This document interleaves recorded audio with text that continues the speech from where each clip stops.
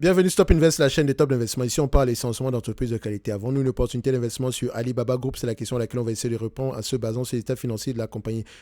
Ceci ne représente que mon point de vue et non un conseil d'investissement. Et comme d'habitude, je me réserve le droit de me tromper. C'est une demande spéciale d'un abonné Top Premium. Je rappelle que dans le service Top Premium, vu qu'on est en pleine période ici de Black Friday, le lien se trouve en premier commentaire épinglé sur cette description, sur cette vidéo-ci.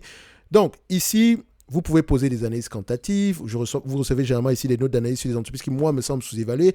Et si vous êtes dans le top premium, plus vous avez également le combo des 14 formations thématiques sur chaque secteur d'activité. Parce que je pense que, dépendamment des secteurs d'activité, il y a des questions spécifiques à poser. OK? Donc, Alibaba. Vous connaissez les problèmes d'Alibaba. D'accord?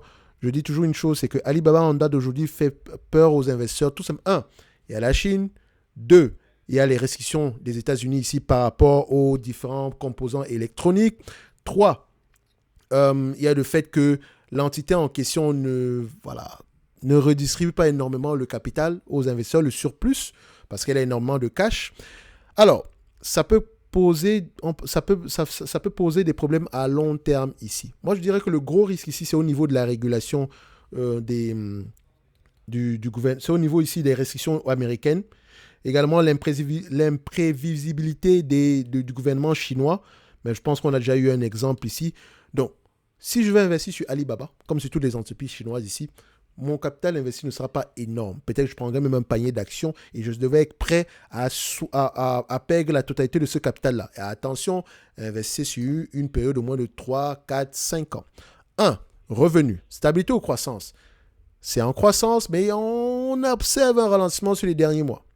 OK, on voit ici que la croissance n'est pas aussi élevée que précédemment. Avant, il y avait une croissance de 31%, mais depuis à peu près la fin de la pandémie, on est à peu près aux alentours de 5% par là. Généralement, le marché se dit que oui, mais l'entreprise, il n'y aura plus de croissance ni quoi que ce soit. Laissez-moi vous dire que, dépendamment de ce qu'elle fait, il y a de fortes chances qu'on ait au moins une croissance moins de 10% sur les 5 prochaines années. Ne me prenez pas sur parole. Allez lire les rapports financiers. Écoutez les conférences calls. Qu'est-ce qu'elle fait précisément? Et si vous n'aimez pas écouter les conférences calls, achetez un ETF chinois ou bien je sais pas quoi, restez tranquille. Le stock picking, c'est pas fait pour tout le monde et ce n'est pas plus grave que ça. OK? Revenu croissant, marge brute stable ou élevée. On a des marges brutes de moins en moins élevées. Je n'aime pas ça. OK? Ça veut dire que l'entreprise, oui, on a une croissance, mais c'est une croissance qui est de moins en moins intéressante. OK? Comme par exemple une entité ici qui vend des logiciels, qui se met à faire des acquisitions, qui se met à investir ici dans le segment des garages, etc. Ce n'est pas des business sexy. Je ne dis pas que c'est le cas de Alibaba ici, mais normalement, quand on a une croissance élevée, on devrait au moins maintenir des marges stables. Donc ça, premièrement, c'est un drapeau rouge.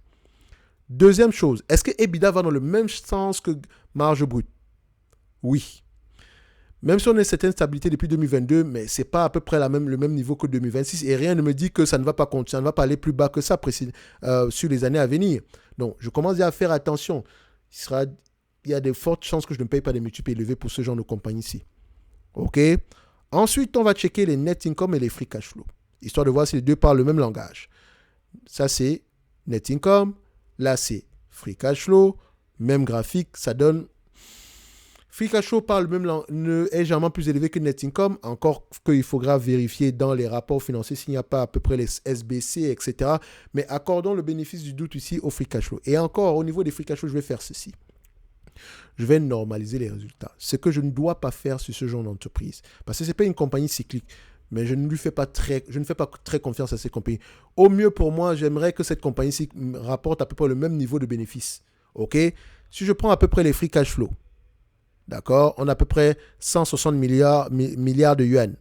160. À 15 fois les bénéfices, d'accord, ça donne 2 trillions 400. Moins la dette nette. On a une dette nette de combien en date d'aujourd'hui?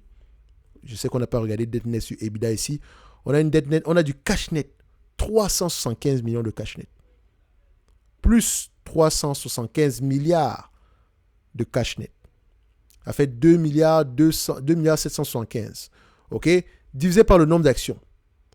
Le nombre d'actions actuelles. Et attention, j'ai bien regardé ici, je pense que, comment on appelle encore ça? Baba, son nombre d'actions ici pour son ticker symbole aux États-Unis est moins élevé.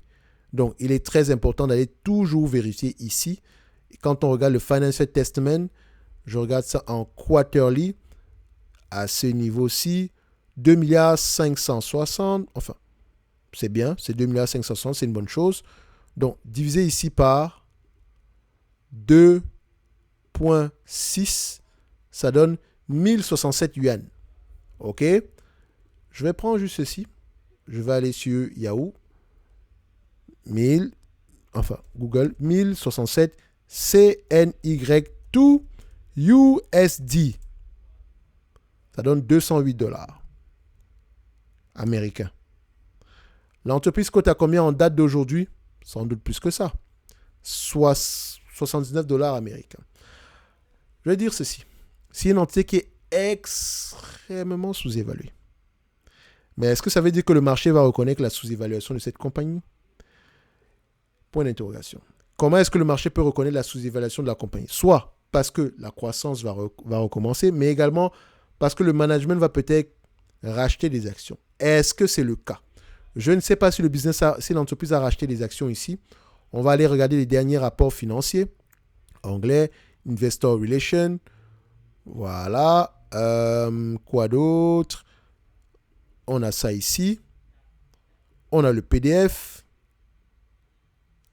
Et je prends CTRL F, repurchase. OK. 2,5 milliards de rachat d'actions, which aggregate amount approximately 2,5 milliards as part of continued effort to enhance shareholder return. OK. Donc, on va racheter des actions pour l'ordre de 2,5 milliards. Par rapport au cash qu'on détient ici, ça représente combien là? On va regarder ça ici, les rapports. Où est-ce qu'il est le balance sheet? Balance sheet. Voilà. OK. Total asset. Current cash en dollars. On a 33 milliards en... Attendez. On a 73 milliards de cash. 73. Donc, techniquement, payer 2,5 milliards de cash ici, c'est rien du tout. Et si on regarde la capitalisation boursière actuelle, c'est à peine 1%. Rien du tout d'extraordinaire non plus. Donc, le fait qu'on rachète des actions ici, c'est assez timide selon moi. Je pense qu'on devrait un tout petit peu accélérer ça si on redistribue un dividende.